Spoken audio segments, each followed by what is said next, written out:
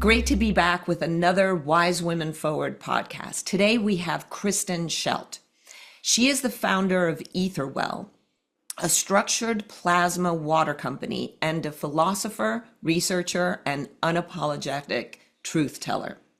With a BA in communication and an MA in organizational communication, Kristen has spent years studying how systems, structures, and stories shape human experience, and who gets to tell them. Twice divorced and all the wiser for it, she is a devoted advocate for matriarchy and a seeker of the deeper truth that dominant culture has long worked to obscure. Kristen has committed the rest of her life to telling the truth about women's importance and the role of the feminine principle in the evolution of humankind. Sounds a lot like what we do in the film. Yeah, indeed. Amazing. Can you tell us a little bit more about Etherwell and how you approached and came to that, and kind of more about yourself? Sure. So I think you would describe kind of my adulthood as fairly normal, typical. I've worked in corporate America and still do for most of my adult life. In 2018, I was diagnosed with non-Hodgkin's lymphoma, and it was just like a blow to me because of the obvious reasons, meaning that you've got kind of cancer, but also like, wow, I consider myself a person who took care of herself, who was checking all the boxes in my life. And now I had this, fairly serious disease that has no known cure, because lymphoma is chronic. You'll have it for the rest of your life, and no known cause. And I think looking back, that is a demarcation in my life of when I started on my journey of knowing myself, becoming a coherent person, living a more coherent life. And we can talk more about what that means and how that ties into my company. And then just kind of the natural evolution of becoming more spiritual and folding in a lot of history prior to 10,000 BCE that is predominantly about women. And so a lot of the last 5 years or so has been me educating myself just in a very traditional way in terms of matriarchy and what that means. Thinking about kind of the demarcation between matriarchy and patriarchy, and just starting to talk about it a lot in the last year on social media, because I feel strongly like the first starting point for anyone, if you want to change anything, is to change the minds of people. And introducing information for 95% of our evolution that has been either obscured or ignored is incredibly important. So in terms of Etherwell, when I was diagnosed with lymphoma, I set on a journey to create some sort of non-pharmaceutical healing mechanism for myself. I started doing a lot of deep dives into quantum physics, one, because it was a personal interest of mine, and two, because there were a lot of kind of thought-leading physicists who were now integrating more mystical types of components. And quantum physics is just like the small scale, right? It's an interesting area because it's contrary to traditional physics in that you can't apply the things that work in our big world to the small world. There's some really kind of magical and spooky things going on there. I started creating a protocol for structured plasma water simply for myself to regulate my nervous system and to release emotional trauma. And those were protocols developed around 2020 by M.T. Kesh. He's a physicist who actually has been using the protocols to help less developed countries grow food in a way that doesn't access fertilizer, but uses field mechanics to get crops to grow. He actually introduced those protocols during COVID as kind of a self-help tool to help people heal. I managed to recreate his protocols for myself and use them for about 6 months or so. And I was like, gosh, I feel a lot better. I feel much more in control of my life, just a general sense of contentment. I introduced it to my family and friends who just raved about it. And then I started a company last August called Etherwell, which I offer 3 types of plasma water drops. The plasma water itself is offering up a coherent field for your body to interact with. I'm assuming everyone knows and agrees that, we are pre-programmed to kind of interact with this Earth's frequency, right? The Schumann resonance. Additionally, we've got electromagnetic frequencies running through our heart and our mind. Coherence is just making sure that all of those frequencies are synced up. Yeah, so I'll stop there just for a second to I really. am so enthusiastic about what you're doing. Yeah. I, in one sense, I'm like, okay, is she a physicist as a background, or is she a creative artist who's putting together elements that science has holes about finding?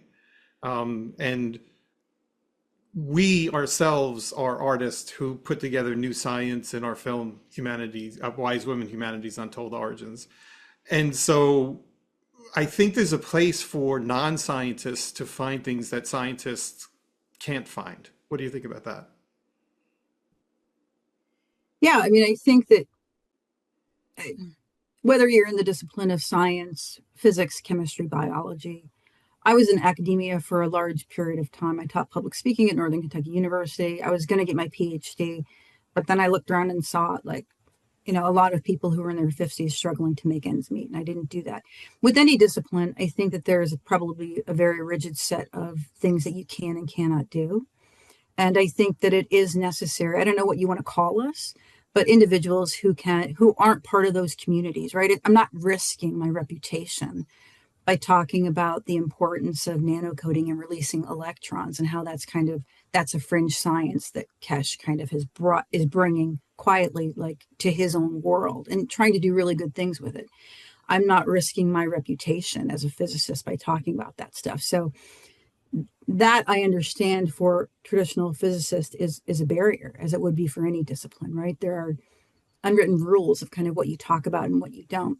I think the added challenge for us is that we've been in a few hundred years of extreme materialism. If you look at that symbolically, right? We are at a time when the universe has fully exhaled. She has fully individuated to make light the densest, most individuated possible things. The inhale has started. So my point is that there's a rhythm to the universe that we are in, right? It's not something we can affect. You just have to kind of understand it and go along with it. But we are, I think, entering a time where rigorous or what are considered rigorous disciplines will be more open to understanding, the small as a reflection of the large. And that's in terms of physics and quantum physics. And for me, somebody who just kind of deep dives for several months into, Dr. Teresa Bullard or Dr. Robert Gilbert, these are unknown names, but they are the physicists who are probably willing to risk their reputation to kind of, admit that our universe is primarily an energetic and vibrational one, and that is how we should kind of proceed in understanding how humans relate to one another. And that means going back to a time, again, prior to 3,500 years ago and kind of what was going on there. And then, yeah, so I hope that answers your question. I feel like Oh, I it kind did. of. It does, Yeah. and it brings up more questions, more things to talk about. I am very aligned with the energetic conversation that you're having, and I've believed for a long time that we are actually all part of one energy, and then traveling out and bringing lessons back in, and aligning that energy on a health level. Sounds to me like what you're doing with the plasma water. In your work on social media, I also see how you talk about creating your outer reality from an inner energetic reality first. Can you talk about that a bit? Yeah, so the basis of that is so my definition of reality is a field of information structured by thought, moved through by emotion, and shaped by consciousness. And so I consider consciousness as fundamental, not form or matter, right? And so that means that in the world of physics, everything is an emergent property of consciousness. So gravity is not fundamental; it's an emergent property of consciousness being the kind of frequency that we are all emitting. And so the best way to, if you believe at all that we live in a participatory universe, right? That we are all collectively creating our reality, right? By shared meanings, shared definitions, and just shared known things in this world. And you yourself are creating as an individual your reality as well. You're participating in it collectively. That's why I can hop out of bed every morning and know that I'm going to have, a hard surface to walk to the bathroom on, right? There's a collective participation, but there's also an individual participation. Most suffering, I think, comes from not the events outside of us, but how we frame those events. And so understanding how your thoughts and feelings align with your actions and the degree to which there's a disconnect or a gap is incredibly important for understanding how your own consciousness moves through you. So it becomes really important to be able to be the observer of your own thoughts and your own feelings and to line those up with your actions. And for me, the last 6 years have been kind of, in my own life, a masterclass in doing that, right? I don't want to pretend that that's an easy thing to do, right? A lot of things fall away when you finally decide what are the 4 or 5 principles that you want to live by. I would say that though that on an individual basis, coherence, alignment of your thoughts, feelings, and actions is the best thing you can do to be a content and peaceful person, and probably one of the highest forms of activism, right?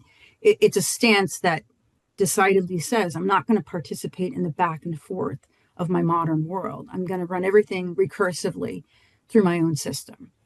And so that's the position I have for my own life today. That's what I am trying to teach through my circle community that I launched last month. That's what the plasma water drops give for people, just in a water form, so in a physiological form. And the matriarchy, which is where I see the direction of my life going on, which it'll take me a few years. I'm currently getting certified to be a lecturer on matriarchal studies. That'll take a few years, and there's only one. You can believe this. There's only one kind of program that does that. It's out of Germany. But that is gently going to be folded and is continuing to be folded into my worldview and what I want to talk about and what I want to introduce to the world. And I have no illusions that a whole lot will change in my time, right? But if you believe that all the universe is a mental one, which I do believe, right? I believe in collective consciousness, the collective unconscious. I believe that we are tapping into thoughts, and that you can, if by acknowledging and noticing what you are tapping into, drastically change the quality of your life. To talk about this for the next 30 years is the first step, and that's my goal. I'm so happy to hear you talk about the fact that a matriarchal certification exists. That is like, that's something that given the fact that we have such a pervasive patriarchy right now that's programming us all from day one to not push against it. And I can sense how much you're deprogramming yourself from what you were, the cult indoctrination that the patriarchy is. Can you tell us more specifically about your journey to, I would say step into your shoes, to find yourself and to be somebody who's now on the front of a thought leader of bringing on a matriarchy? So I feel like my mentioning to you that I am being certified as a lecturer is important because of the world we live in. I can't tell you how many people ask me, how do you know what you know? Can you please list your sources? Which at times I have done that. But a cursory Google search of any of the keywords in my videos will. So I've stopped kind of doing that work for people. And Dominique, you can probably understand the difficulty it is not to kind of engage in all that labor, right? And being very, but if you don't start at the beginning, I feel like it's important for us to start to accept non-written and non-cited or non-cited information, start to kind of fold that into our views on epistemology, right? Ways of knowing. And so it's difficult because, again, I feel like we are at a crossroads from an awakening standpoint. I feel like there are a lot of things happening energetically with the universe that none of us understand, and that a few of us are open to, right? So how do I know what I know? It's through book study. It's through getting myself certified, because I know that it's important to be taken seriously. But how do I know that, you know, we are, there's a vast amount of knowledge that I get through downloads, I guess you could call those, right? Um, I have tried over the last 2 years to cultivate my need to talk about this information in a variety of ways. So I have tried to be a medium, and I had a bit of success with that, but it was not, I didn't like doing it, right? Long story short, the kind of academic approach, credibility approach, just works more for me and how my consciousness moves. In terms of my own upbringing, I knew from a very, very early age as a girl that things were not as they seem. I've always, and I guess unless you talk about this, I've always seen kind of the blipping in and out of reality. I just thought I had bad eyes, right? But I know now, because people are talking about that is, you're seeing kind of that holographic projection of sorts, and more people are talking about how they can see it even more. But in terms of the patriarchy, from a very early age, I knew that being a little girl was very different than being a little boy. In my family, I had one brother. Every holiday, he was taken somewhere and given more gifts. When the girls asked why this was, we were told he's the only boy in this family. He's the only person who can carry on the name. So that's not something at like 8 years old that you question. You're just like, oh, okay, but you understand what that does. Like there's some way that I am not like a primary character in this world, you know. And then kind of the unwanted attention, right, when you're younger from older men. I mean, I was catcalled at age 11. I think every woman's got that just kind of gets folded into your life as like, this is just the way things are. The unwanted advances of men, and the real, I think we don't talk about enough, the real fear that you have as a little girl. You learn that the world is a fearful place to be. So I knew that it was just a strange strange kind of world, but at the same time that I had kind of all of those interactions. And my parents, I loved them. I had a great childhood. My parents, you know, were not particularly useful in helping me kind of create those boundaries. I remember a clarinet teacher I had who tried to convince me that the best way for me to learn was for him to kind of stand behind me very close and to wrap his arms around me and help me play. I knew that wasn't right. I walked home and I announced to my parents, like, I'm not going back there. And my mom was like, oh, what happened? Very hush hush about it. There was no formal calling out of this person. I knew that was wrong. And I naturally, I feel like, protected myself, right? And again, I'm not calling my parents out, but it was very much kind of, I felt like I operated from a different standpoint. You know, I've never felt like I didn't have the ability. And had I been pressed, I would have said, no, I'm really not going back there. And I've got a couple other stories. Dominique, you probably have some as well, of Many. teachers, right? And so it's only now that we get to talk about that. So did I see the system, this invisible system that we called patriarchy? Did I see the energetic kind of invisible way that reality worked and how it kind of perpetuated patriarchy? Yeah, I definitely saw all of that. I didn't know that's what I was seeing on a physiological level as well as kind of a systemic level. But I see now I was tapping into something, right? Is that unusual? I think it is, you know, and yeah, not everybody sees that. Yeah.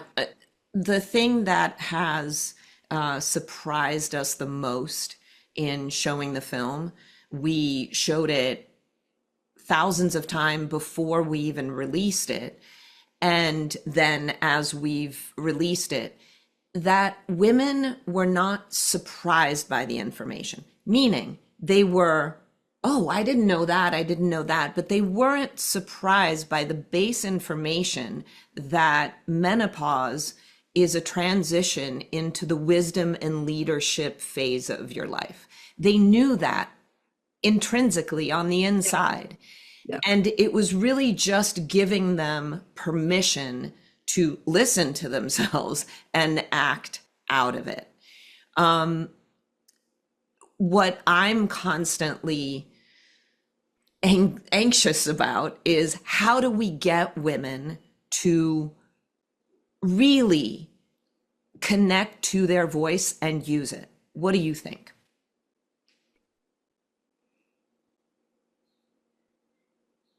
Here's what I think.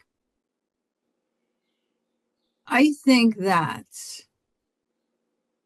we should cultivate the seed of awakening in women who for whom they want that to be cultivated. I do believe that there are a proportion of human beings who are meant to be guardians. They are meant to protect the old ways.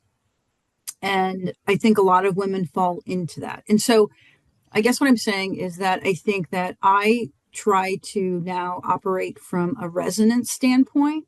If you are drawn to me, then I will cultivate that. But the kind of coming out and telling everyone that, you have got to be like this, you've got to use your voice, and making that a platform in a very kind of dominant and hierarchical way, like you're a bad woman if you don't hate your husband, like that kind of doesn't work. And I've learned that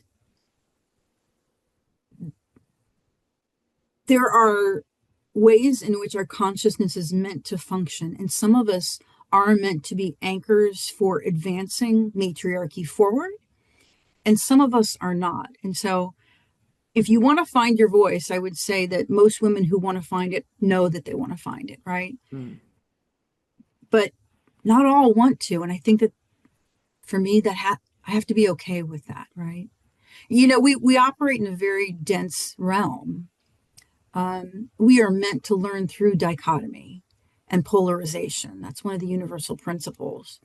And if everybody just stood up and said, oh yeah, like it's obvious that we were all created female, there's biology to support that, then the contrast, the friction that is needed for change to occur wouldn't happen, right? So I do consider women who are staunch in supporting the patriarchy an important component to change. Does that sound contradictory?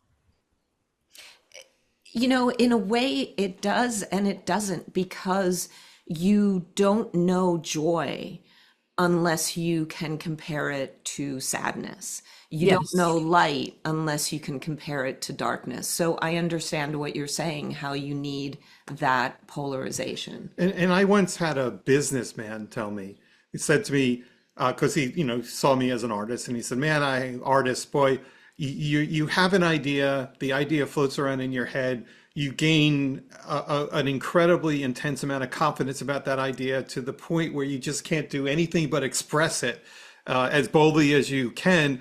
And then I see that you're then immediately insecure about that idea, which starts you on a journey for a new one."